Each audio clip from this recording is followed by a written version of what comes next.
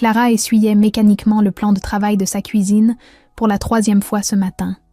Ses gestes étaient devenus automatiques, précis, presque obsessionnels, depuis que Marguerite s'était installée chez eux. 4 mois déjà. 4 longs mois à entendre cette voix aigre critiquer chacun de ses mouvements. « Clara, ma chérie, tu nettoies mal. Il faut faire des cercles, pas des lignes droites. » La belle-mère de 58 ans était assise à la table, sirotant son thé du matin avec cette expression satisfaite qu'elle arborait chaque fois qu'elle corrigeait sa belle-fille. Marguerite avait cette façon particulière de prononcer « ma chérie » qui rendait le terme d'affection aussi tranchant qu'une lame. Clara serra les dents et continua son nettoyage. À 28 ans, elle dirigeait avec succès son cabinet d'architecture d'intérieur. Ses clients appréciaient sa créativité et son sens du détail. Pourtant, dans sa propre cuisine, elle se sentait comme une étudiante maladroite sous le regard perçant de Marguerite. « Maman a raison, Clara », murmura Thomas en entrant dans la cuisine, déjà habillée pour le travail. « Elle a plus d'expérience que nous. » Ces mots tombèrent comme une gifle. Thomas, son mari de 30 ans, l'homme qui l'avait soutenu dans tous ses projets, répétait maintenant les phrases de sa mère comme un perroquet bien dressé. Clara leva les yeux vers lui, cherchant une trace de l'homme dont elle était tombée amoureuse. Mais Thomas évitait son regard, préférant embrasser sa mère sur le front avant de partir au bureau. « Bonne journée, maman. Repose-toi bien. » Le silence retomba sur la cuisine après son départ. Clara rangeait l'éponge quand la voix de Marguerite la fit sursauter.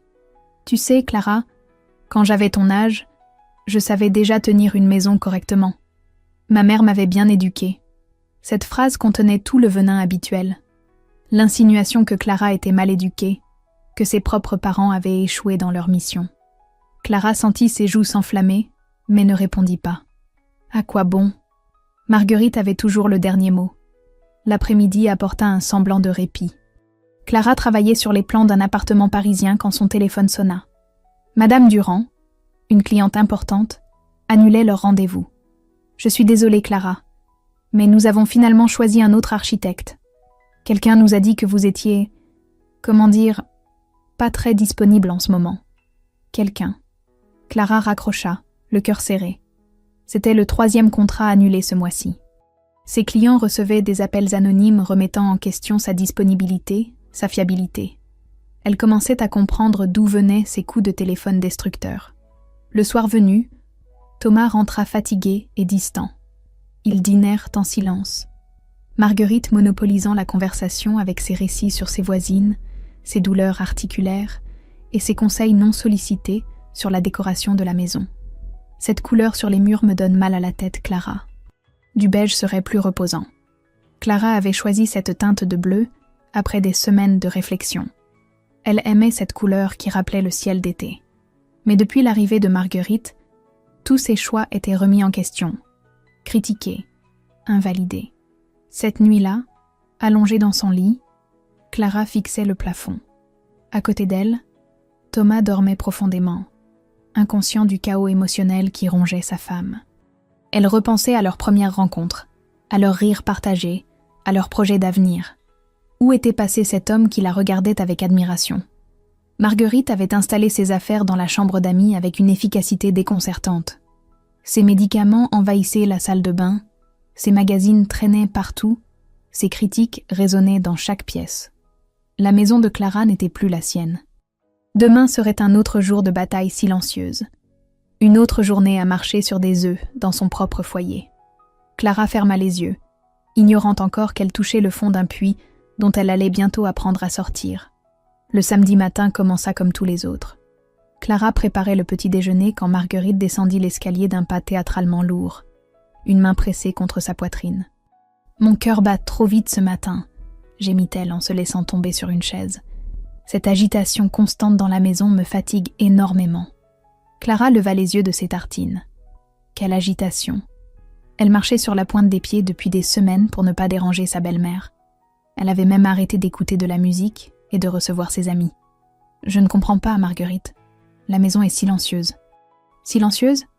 Marguerite porta la main à son front avec un soupir dramatique. « Tu bouges sans arrêt. Tu ouvres et fermes les placards. Tu fais du bruit avec tes papiers de travail.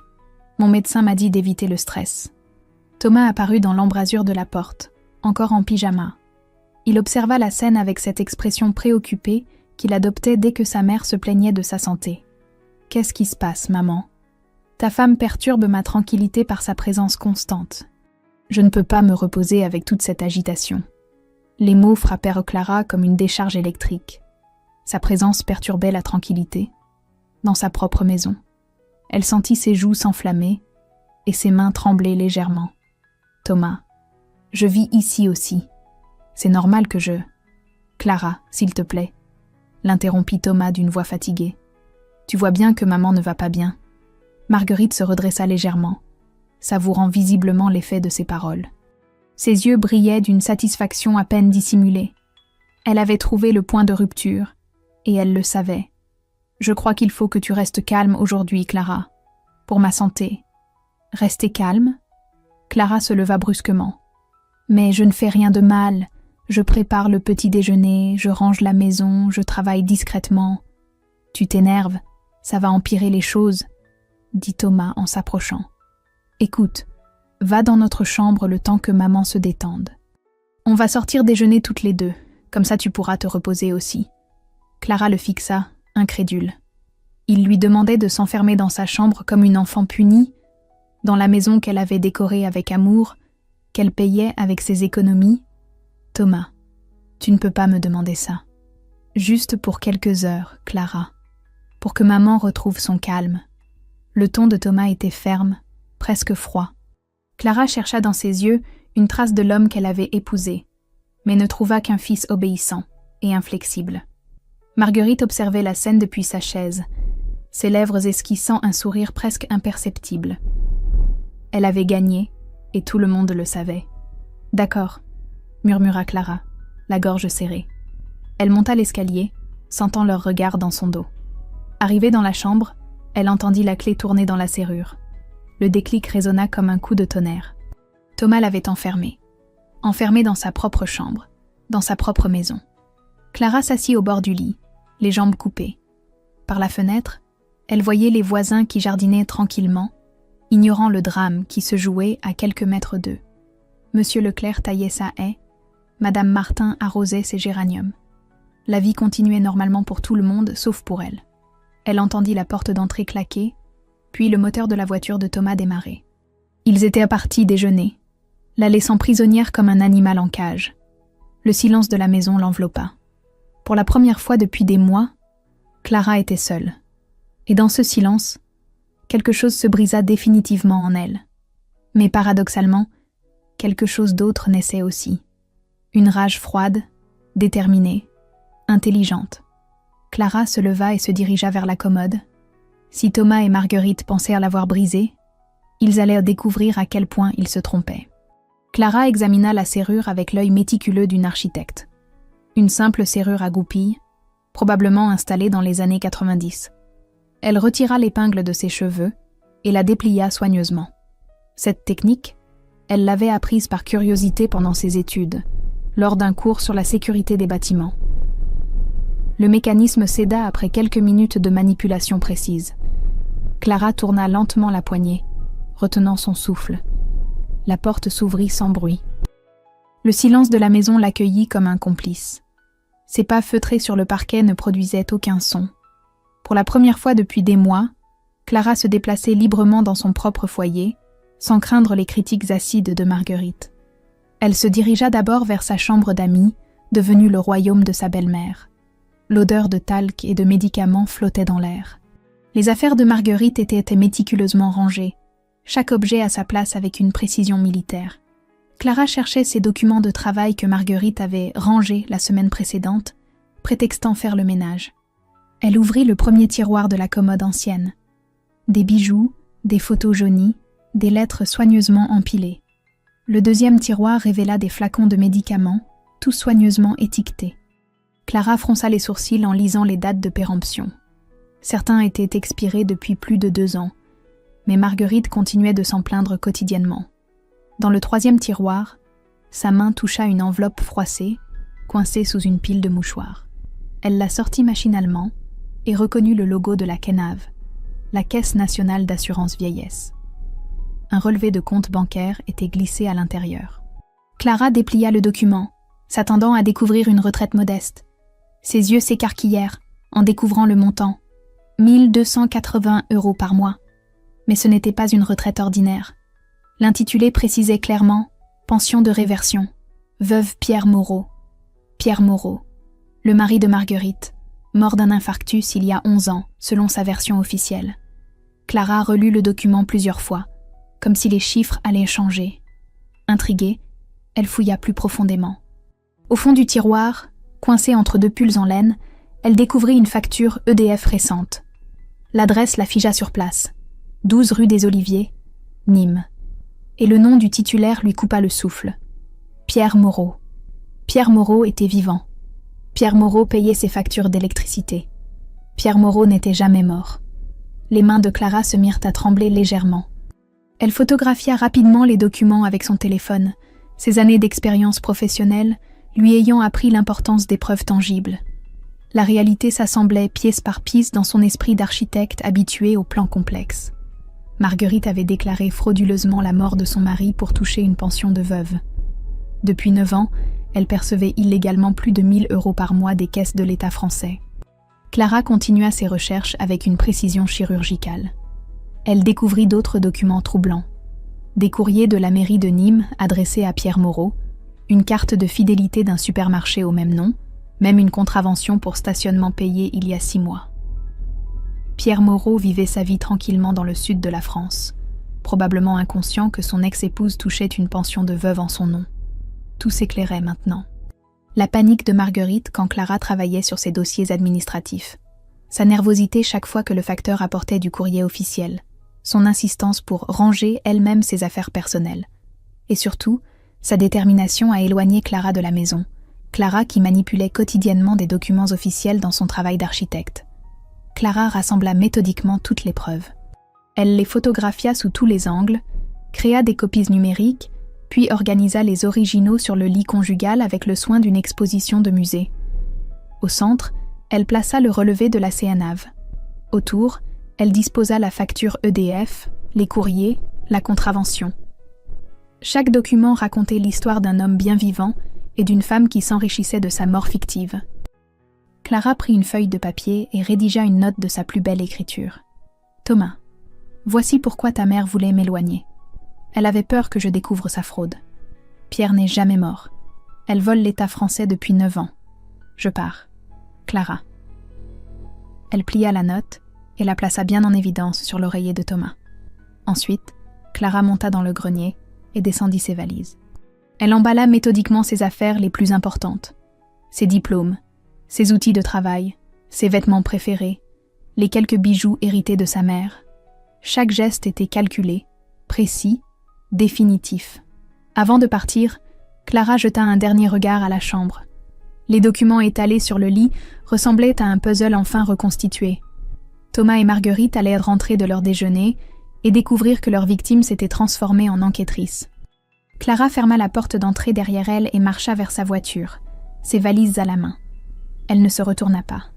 Cette maison appartenait désormais au passé.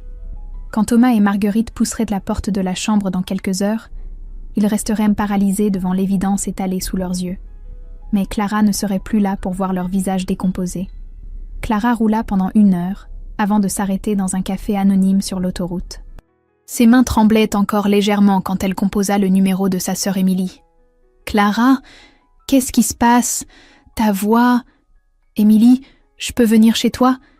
J'ai quitté Thomas. Le silence au bout du fil dura quelques secondes, puis la voix chaleureuse de sa sœur la rassura immédiatement. « Bien sûr, tu sais que ma porte te sera toujours ouverte. Tu arrives quand ?»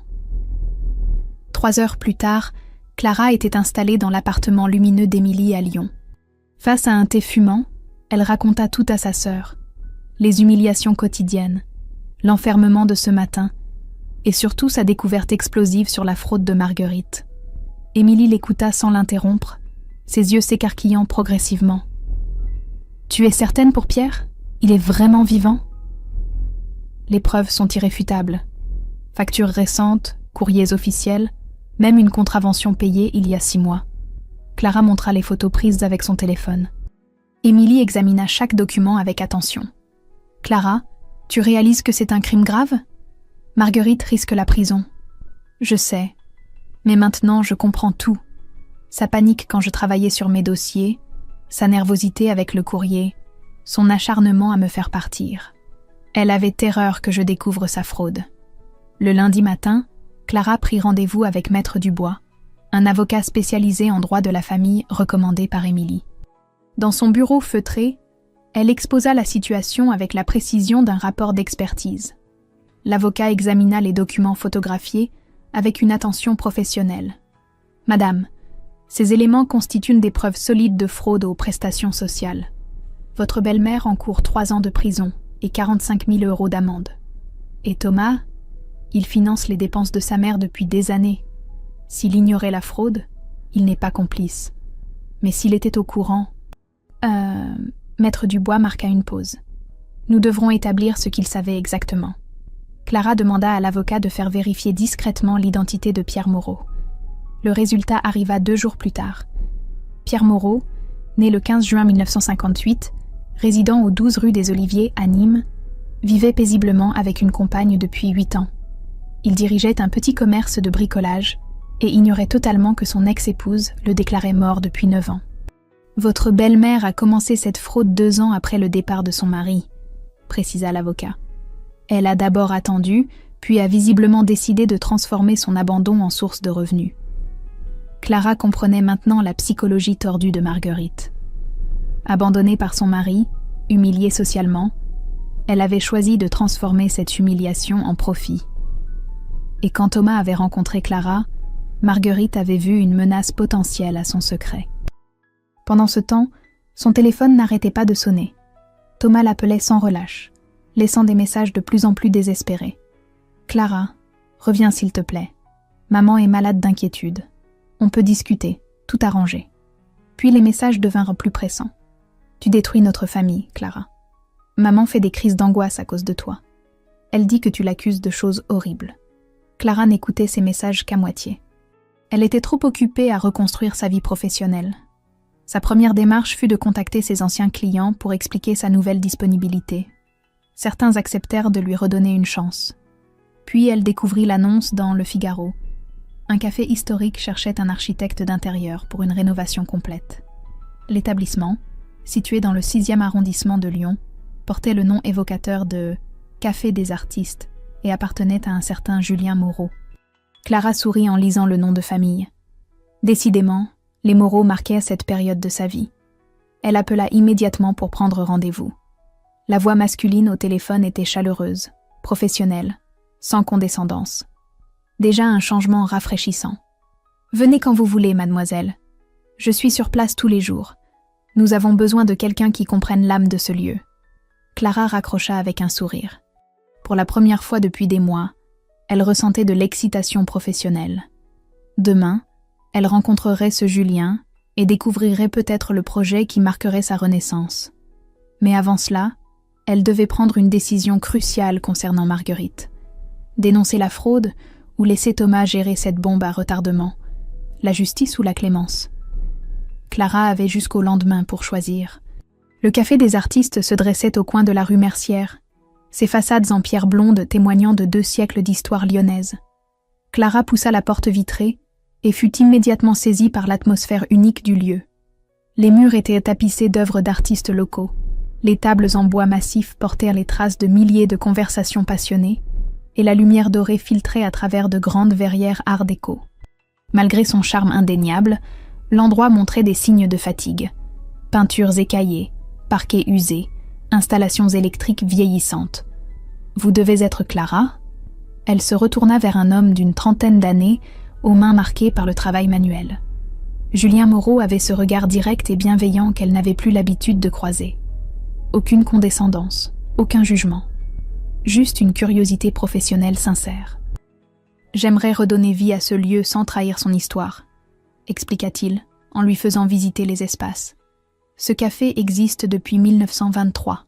Mon grand-père l'a racheté dans les années 60, mon père l'a modernisé dans les années 90. Aujourd'hui, c'est mon tour. » Clara observait chaque détail avec son œil d'architecte. Elle voyait déjà les possibilités. Conserver les éléments patrimoniaux tout en créant une fonctionnalité moderne, jouer avec la lumière naturelle, Optimiser l'espace sans perdre l'intimité du lieu. « Quel est votre budget ?» demanda-t-elle directement. « 80 000 €. Je sais que ce n'est pas énorme, mais c'est suffisant si on fait les bons choix, » l'interrompit Clara avec assurance. Pour la première fois depuis des mois, elle parlait avec autorité de son domaine d'expertise. Aucune voix ne venait critiquer ses idées. Aucun regard ne remettait en question sa compétence. Cette sensation de liberté professionnelle était enivrante. Julien l'écouta exposer ses premières idées avec une attention respectueuse. Il posait des questions pertinentes, proposait des suggestions constructives. Clara sentait son enthousiasme créatif renaître à chaque échange. « Vous parlez de ce café comme s'il était vivant », remarqua-t-elle. « Parce qu'il l'est. Chaque rayure sur ces tables raconte une histoire. J'ai grandi ici. J'ai vu des couples se rencontrer, des artistes exposer leurs premières œuvres, des écrivains griffonner leurs manuscrits. Cette passion authentique touchait Clara. Julien ne cherchait pas à impressionner ou à dominer. Il partageait simplement son amour pour un lieu chargé d'émotions. Pendant qu'ils discutaient, le téléphone de Clara vibra. Encore Thomas. Elle coupa la sonnerie sans décrocher. « Problème ?» demanda Julien avec discrétion. « Rien d'important », répondit-elle en rangeant son téléphone. Les jours suivants, Clara plongea corps et âme dans le projet. Elle passa des heures à mesurer, dessiner, calculer. Chaque plan était pensé pour respecter l'âme du lieu, tout en répondant aux exigences modernes de sécurité et de confort. Elle proposa de restaurer les verrières art déco, de poncer et traiter le parquet d'origine, de créer un éclairage indirect qui mettrait en valeur les œuvres exposées. Pour économiser le budget, elle suggéra de récupérer certains matériaux anciens et de faire appel à des artisans locaux plutôt qu'à de grandes entreprises. Julien approuvait chacune de ces propositions avec un enthousiasme grandissant. Leur collaboration était fluide, naturelle, basée sur un respect mutuel évident. « Vous savez, » lui dit-il un soir alors qu'ils finalisèrent les plans, « vous avez exactement cerné ce que je voulais, sans que j'aie eu besoin de l'expliquer.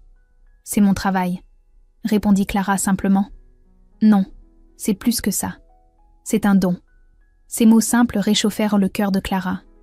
Depuis quand n'avait-elle pas reçu un compliment authentique sur son travail? Depuis quand ses idées n'étaient-elles pas systématiquement critiquées ou minimisées? Le contraste avec sa vie passée était saisissant. Ici, personne ne remettait en question ses compétences.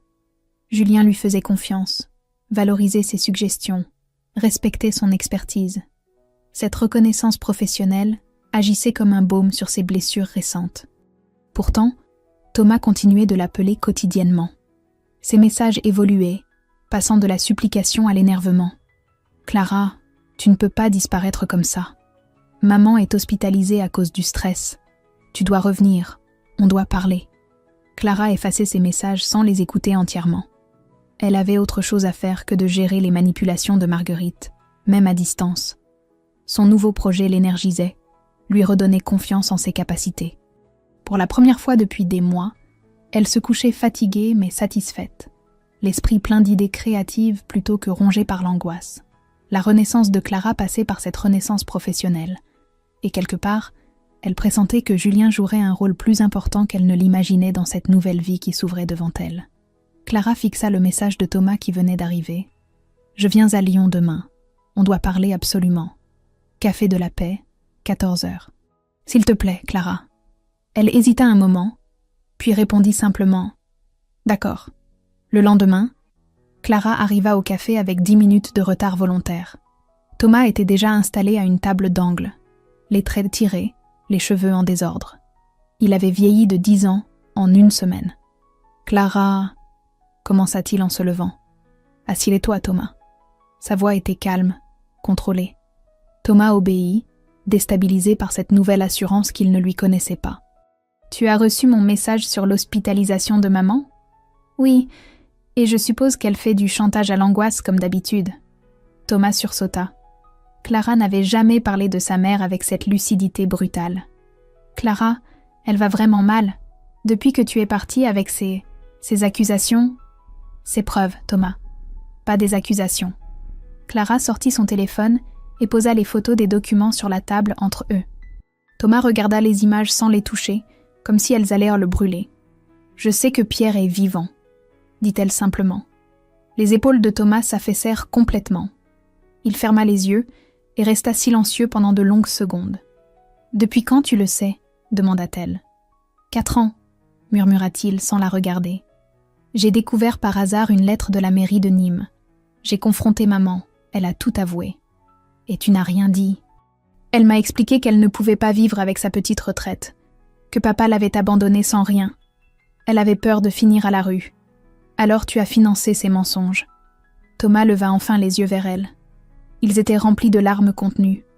Elle m'a dit que si la fraude était découverte, j'irais en prison comme complice, que je perdrais mon travail, notre maison, tout. J'ai eu peur, Clara. J'ai eu peur de tout perdre. Clara observa cet homme qu'elle avait aimé. Elle voyait maintenant la faiblesse profonde qui l'habitait, cette terreur de l'abandon maternel qui le paralysait depuis l'enfance. Tu as préféré me perdre moi? Non, je pensais que ça s'arrangerait, que maman finirait par repartir chez elle. En attendant, tu m'as enfermée dans ma propre chambre. Thomas baissa la tête, incapable de soutenir son regard. Elle disait que tu fouillais partout, que tu posais trop de questions sur ses papiers. Elle avait peur que tu découvres. Alors vous avez décidé de m'humilier pour me faire taire. Ce n'était pas le but. Si, Thomas, c'était exactement le but. Clara se leva, laissant Thomas prostré sur sa chaise. Je ne reviendrai pas. Mon avocat prendra contact avec toi pour le divorce. Clara, attends. Et si on dénonçait ensemble? Si on avouait tout? On pourrait repartir sur de nouvelles bases. Elle se retourna vers lui. Pour la première fois depuis des années, Clara le regarda vraiment. Elle vit un homme faible, manipulé, incapable de protéger sa femme contre sa propre mère. Elle vit aussi les années de soumission qu'elle avait acceptées, les compromissions qu'elle avait faites, la femme forte qu'elle avait oublié d'être. Il n'y a plus de nous, Thomas. Il n'y en a plus depuis le jour où tu as choisi de m'enfermer plutôt que de protéger notre couple. Maman va mourir en prison. Ta mère a fait ses choix, toi aussi. Maintenant, je fais les miens. Clara quitta le café sans se retourner. Dehors, elle respira l'air frais de Lyon et sentit un poids immense quitter ses épaules. La confrontation qu'elle redoutait était terminée. Thomas avait avoué sa complicité, confirmé les manipulations de Marguerite, révélé sa propre lâcheté. Mais surtout, Clara avait découvert qu'elle n'éprouvait plus ni colère ni amour pour cet homme. Juste une immense lassitude et un soulagement profond. En marchant vers sa voiture, elle pensa à Julien qui l'attendait au café pour finaliser les commandes de matériaux. Elle pensa à ce projet qui la passionnait, à cette nouvelle vie qu'elle construisait pierre par pierre. Pour la première fois depuis des années, Clara se sentait libre. Vraiment libre. Clara poussa la porte du café des artistes avec 2 heures de retard. Julien leva les yeux de ses factures, remarquant immédiatement sa pâleur inhabituelle. « Ça va ?» demanda-t-il simplement. « J'ai vu mon mari. Ex-mari plutôt. » Elle s'assit lourdement sur une chaise, encore sonnée par les révélations de Thomas. Julien n'insista pas, respectant son besoin de silence. Cette délicatesse contrastait cruellement avec l'insensibilité dont elle avait l'habitude. Les jours suivants, Clara se jeta dans le projet de rénovation avec une énergie presque fébrile. Elle contactait les artisans, négociait les prix, coordonnait les livraisons. Le travail l'aidait à ne pas penser aux choix difficiles qui l'attendaient. Un matin, en fouillant dans ses anciennes affaires, elle découvrit des documents qui changèrent tout. Des papiers de Thomas qu'elle avait emportés par erreur révélaient l'ampleur des dégâts causés par Marguerite. Des relevés bancaires montraient que Thomas avait vidé leur compte épargne commun pour financer les besoins de sa mère. Plus troublante encore, Clara trouva des courriers de l'université où Thomas suivait une formation continue. Le doyen confirmait l'annulation de son inscription, officiellement pour raisons familiales urgentes. Marguerite n'avait pas seulement détruit la vie de Clara, elle avait aussi sabordé l'avenir professionnel de son propre fils, l'empêchant de progresser dans sa carrière pour le maintenir dans la dépendance financière. Clara découvrit également une lettre froissée, datée de 3 ans, signée d'une certaine Sophie Lamont. Les mots la glacèrent. « Thomas, je ne comprends pas ce qui s'est passé. Ta mère me traite comme une étrangère depuis qu'elle habite chez nous. Tu ne me défends jamais. Je ne peux plus vivre dans cette atmosphère. Je pars. Sophie. » Sophie, l'ex-copine de Thomas qu'il évoquait parfois avec nostalgie. Clara comprenait maintenant pourquoi cette relation avait échoué. Marguerite avait déjà appliqué sa méthode destructrice avec succès. Cette découverte bouleversa Clara. Elle n'était pas la première victime de Marguerite, juste la plus récente dans une longue série de manipulations familiales. Le lendemain, son téléphone sonna. Thomas, encore. Clara, il faut qu'on se revoie. Maman sort de l'hôpital demain. Elle veut te parler. Pour me manipuler encore? Non, pour s'excuser. Elle regrette vraiment. Elle dit qu'elle va arrêter la pension. Qu'elle va tout rembourser. Clara faillit raccrocher, puis se ravisa. Une idée germa dans son esprit. D'accord, mais chez moi, chez Émilie. Et tu viens seule d'abord. Le surlendemain, Thomas sonna chez Émilie. Il avait l'air hagard, vieilli, comme un homme qui n'avait pas dormi depuis des semaines. Maman veut vraiment arranger les choses, commença-t-il. Thomas, j'ai trouvé des papiers chez nous. Tu savais pour Sophie? Il pâlit instantanément. Sophie, qu'est-ce que tu veux dire? Clara lui tendit la lettre. Thomas la lut en silence, ses mains tremblant légèrement. J'avais oublié. Maman disait que Sophie était instable, qu'elle inventait des problèmes. Ta mère a détruit ta relation avec Sophie exactement comme elle a détruit la nôtre. Et elle t'a empêché de finir ta formation à l'université. Thomas s'effondra dans le canapé d'Émilie, la tête entre les mains. Mon Dieu, Clara, qu'est-ce qu'elle m'a fait? Ce qu'elle fait depuis ton enfance, probablement. Te contrôler par la culpabilité et la peur. Mais maintenant, si on la dénonce, elle va vraiment finir en prison. Elle a 68 ans, Clara. Cette histoire pourrait la tuer. Clara observa Thomas. Pour la première fois, elle voyait en lui une victime plutôt qu'un complice. Marguerite avait détruit systématiquement toutes ses relations amoureuses, saboté son évolution professionnelle, maintenu sa dépendance émotionnelle et financière. Thomas, combien d'autres femmes ta mère va-t-elle détruire si on ne l'arrête pas? Je ne sais pas. Je ne sais plus rien. Clara se leva et marcha vers la fenêtre. Lyon s'étendait devant elle, ville d'opportunités où elle reconstruisait sa vie. Elle pensait à Julien, à leur projet commun, à cette liberté retrouvée. Mais elle pensait aussi aux autres Sophie, aux autres Clara qui croiseraient peut-être le chemin de Marguerite. Cette femme était un prédateur émotionnel qui ne s'arrêterait jamais d'elle-même. Tu as 24 heures pour convaincre ta mère de se dénoncer volontairement à la Kenave, dit-elle finalement. Sinon, je porte plainte. Clara, c'est ma décision finale, Thomas. Justice ou clémence, mais plus jamais de silence. Thomas partit sans ajouter un mot. Clara savait qu'elle venait de tracer une ligne définitive dans le sable. Dans 24 heures, elle saurait si Marguerite avait encore une once d'humanité ou si la justice devrait suivre son cours inexorable. 23h50 après l'ultimatum, Thomas n'avait toujours pas appelé. Clara vérifiait l'heure sur son téléphone quand la sonnette d'Émilie retentit. Elle ouvrit la porte et se figea. Thomas se tenait sur le palier, accompagné de Marguerite. Sa belle-mère avait maigri, ses cheveux étaient défaits, mais ses yeux conservaient cette lueur calculatrice que Clara connaissait bien. « Bonjour Clara », dit Marguerite d'une voix faussement fragile. « Thomas m'a expliqué tes préoccupations. Je pense qu'on peut discuter entre femmes raisonnables. » Clara ne bougea pas du seuil. Cette femme qui l'avait humiliée pendant des mois n'entrerait plus jamais dans son espace de vie. « J'écoute.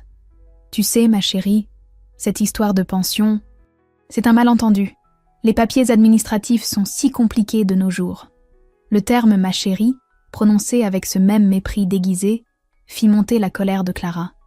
Mais cette fois, elle la contrôla parfaitement. « Marguerite, Pierre vit à Nîmes. Il paye ses factures, ses contraventions. Vous touchez une pension de veuve depuis 9 ans.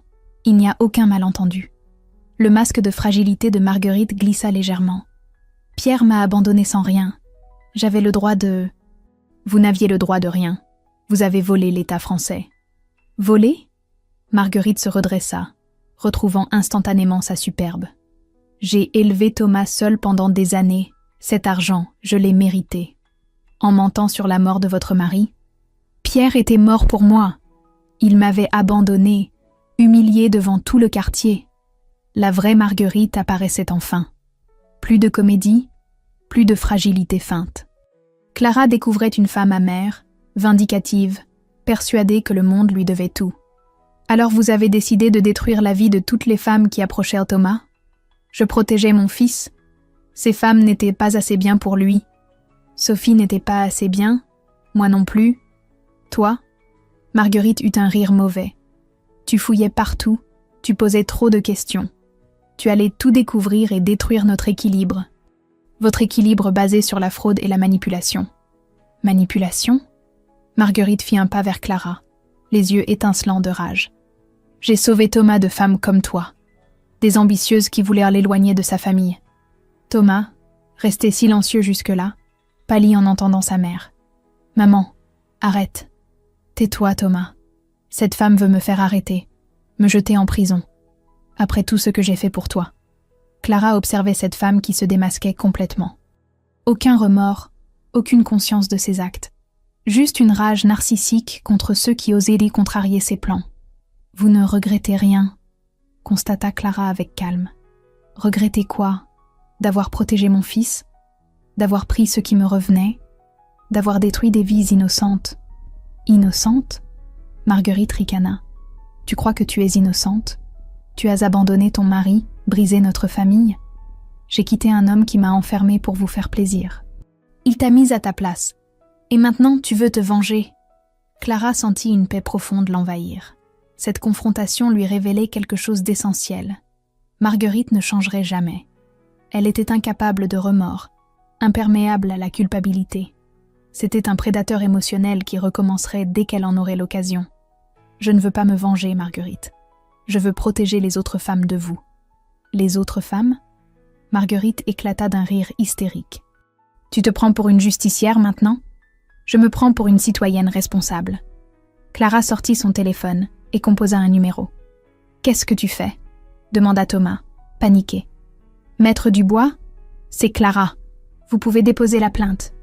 Les 24 heures sont écoulées. Marguerite devint livide. Tu n'oseras pas. Thomas, empêche-la. Mais Thomas regardait sa mère avec des yeux nouveaux. Il venait d'entendre ses vraies motivations, sa vraie nature. La femme fragile qu'il protégeait depuis des années n'existait pas. « Maman, dit-il d'une voix brisée, qu'est-ce que tu m'as fait ?» Clara raccrocha et se tourna vers eux une dernière fois. « Dans une semaine, je signerai les papiers de divorce. Marguerite, vous recevrez une convocation de la gendarmerie.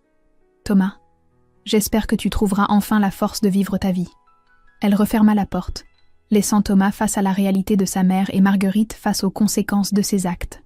De l'autre côté de la porte, Clara entendit les éclats de voix, les reproches, l'effondrement d'une relation toxique qui avait duré trop longtemps. Pour la première fois depuis des mois, Clara souriait vraiment. La justice suivrait son cours, et elle était enfin libre de construire sa nouvelle vie.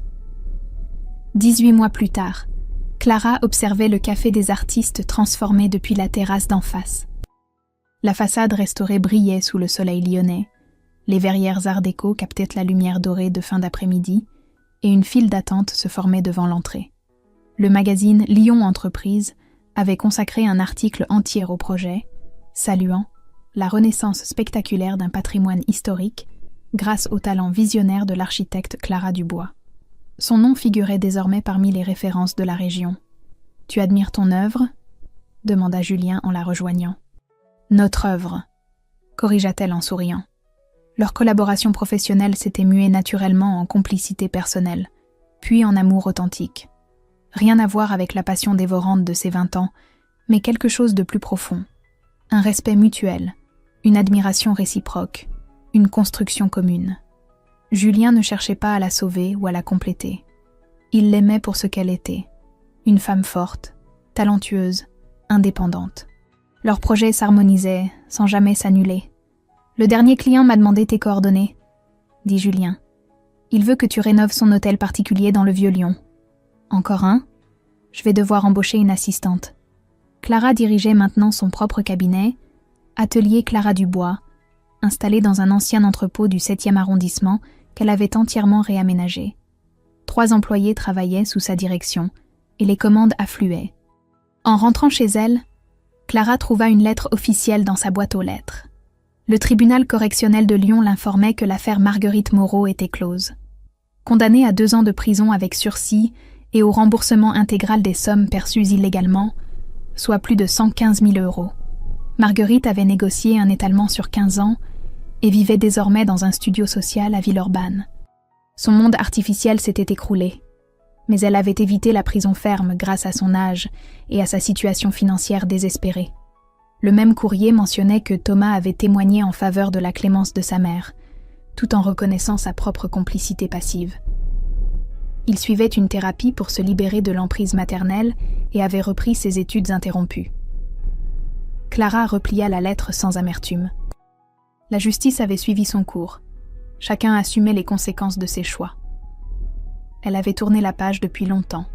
Son téléphone vibra. Un message de Thomas. « Clara, je sais que tu ne me répondras pas, mais je voulais te dire merci. Tu m'as ouvert les yeux. J'ai rencontré quelqu'un. Une femme formidable. Cette fois, maman ne détruira rien. J'ai appris à dire non. Thomas. » Clara sourit et effaça le message sans répondre. Thomas avait trouvé la force de se libérer. C'était déjà beaucoup. Le soir même, Julien et elle dînaient dans un petit restaurant de la Croix-Rousse quand il posa une question qui la surprit. « Tu ne regrettes jamais ta vie d'avant ? Avec Thomas ? Jamais. Cette femme soumise que j'étais, ce n'était pas moi. Et si Thomas te demandait de revenir aujourd'hui ?» Clara le regarda, intriguée par cette question soudaine. « Il pourrait me supplier à genoux, Julien. J'ai appris quelque chose d'essentiel. L'amour véritable ne diminue jamais une personne. Il la révèle. Thomas m'a diminué pendant des années. Toi, tu me révèles chaque jour. » Julien sourit et glissa sa main vers la sienne. C'est exactement ce que j'espérais entendre. 3 mois plus tard, ils emménageaient ensemble dans un loft que Clara avait conçu et que Julien avait rénové de ses mains. Chacun gardait son indépendance professionnelle tout en construisant une vie commune équilibrée. Clara avait trouvé ce qu'elle cherchait sans le savoir. Un partenaire, pas un maître. Un homme qui l'admirait au lieu de la critiquer, qui la soutenait au lieu de l'entraver, qui l'aimait pour sa force, au lieu de vouloir la briser. Par une ironie du sort, elle croisa Marguerite 6 mois plus tard dans un supermarché de Lyon. La femme qui l'avait terrorisée lui parut soudain fragile, vieillie, diminuée. Marguerite la reconnut et détourna rapidement le regard, comme honteuse. Clara ressentit une émotion inattendue, la pitié. Cette femme avait gâché sa propre vie et celle de son fils par orgueil et amertume. Elle avait tout perdu en voulant tout contrôler. « Madame Moreau », dit Clara en s'approchant. Marguerite se figea, s'attendant probablement à des reproches. « J'espère que vous allez bien ?» Les yeux de Marguerite se remplirent de larmes. Pour la première fois, Clara voyait en elle une femme brisée plutôt qu'un prédateur. « Je regrette, Clara. Pour tout. Je sais. Prenez soin de vous. » Clara s'éloigna sans se retourner. Elle avait pardonné, non par faiblesse, mais par force. Le pardon était le dernier acte de sa libération. En sortant du magasin, elle pensa à toutes les femmes qui vivaient peut-être encore ce qu'elle avait vécu. L'humiliation quotidienne, la perte d'estime de soi, l'isolement progressif. Elle se promit de rester vigilante, de témoigner quand nécessaire, de tendre la main à celles qui en auraient besoin. Clara avait appris que la vraie force ne réside pas dans la vengeance, mais dans la capacité à transformer sa douleur en sagesse, ses blessures en force, sa colère en justice. Elle était enfin devenue la femme qu'elle était destinée à être, libre, aimée, respectée et déterminée à aider d'autres à le devenir également.